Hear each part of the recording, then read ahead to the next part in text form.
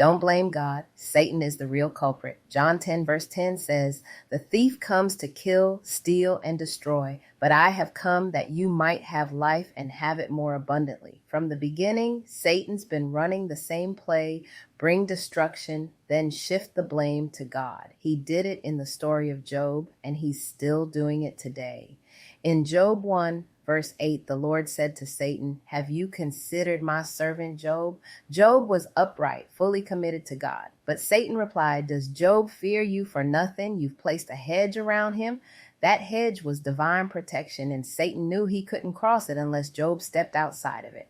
When God allowed the test, who struck first? Not God, the devil.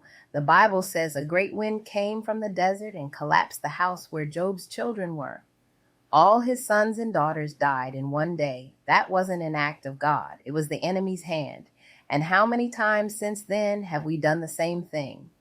A hurricane wipes out a city. A tornado tears through a town. An earthquake shakes a nation, and the news says it was an act of God. No, it was the same destroyer exposed in Job's story. Satan can manipulate nature, influence storms, and stir chaos. He is the author of destruction.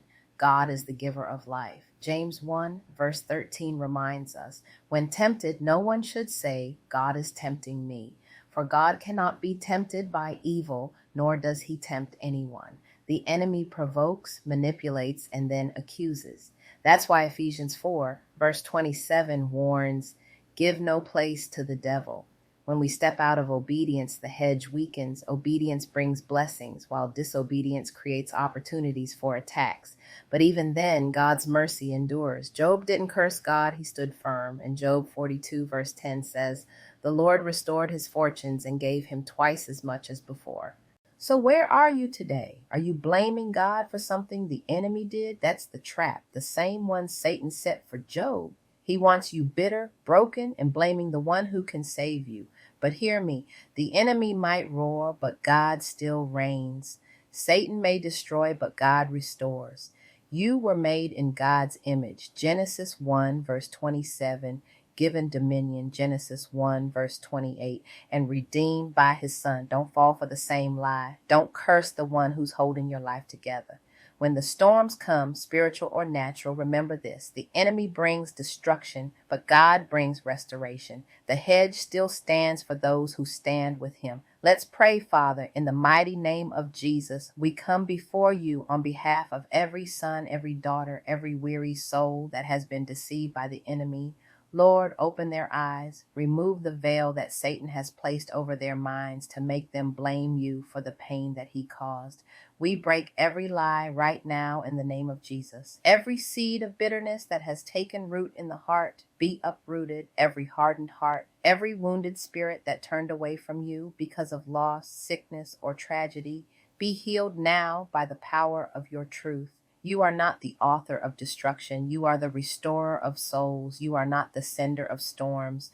You are the peace in the middle of them. You are not the one who kills, steals, or destroys. You are the one who came to give life and life more abundantly. Lord, forgive us for believing the enemy's lies. Forgive us for every time we doubted your goodness. Wash our minds with your word, for your word is truth. Let the spirit of revelation fall right now. Awaken your people to see that the war is not against flesh and blood, but against principalities, powers, and rulers of darkness. We call home every prodigal son and every prodigal daughter. Those who ran because of pain, bring them back by your mercy. Those who cursed you out of confusion, wrap them in your love again. Those who've wandered far from your voice, let them hear you calling their name right now. Father, restore the broken. Reignite their fire for the word. Let the sword of Scripture be their weapon, the shield of faith their defense, and the Holy Spirit their constant guide. We decree freedom from the enemy's deception. Deliver your people from every mental stronghold, every generational curse, every false belief that blinds them to your goodness. Today, hearts return home, minds are renewed, eyes are opened, and your people rise with power, truth, and peace. We seal this in the name above every name, the name of Jesus Christ, our deliverer, our restorer, and our King. Amen. If you agree with this prayer according to Matthew 18, verse 19, that if two or more come together in agreement, it shall be done by our Father in heaven. Type amen in the comments. Let's stand together in unity and faith as sons and daughters of God. And don't forget to come back tomorrow for another daily nugget where we grow stronger in the word and wiser against the enemy's attacks.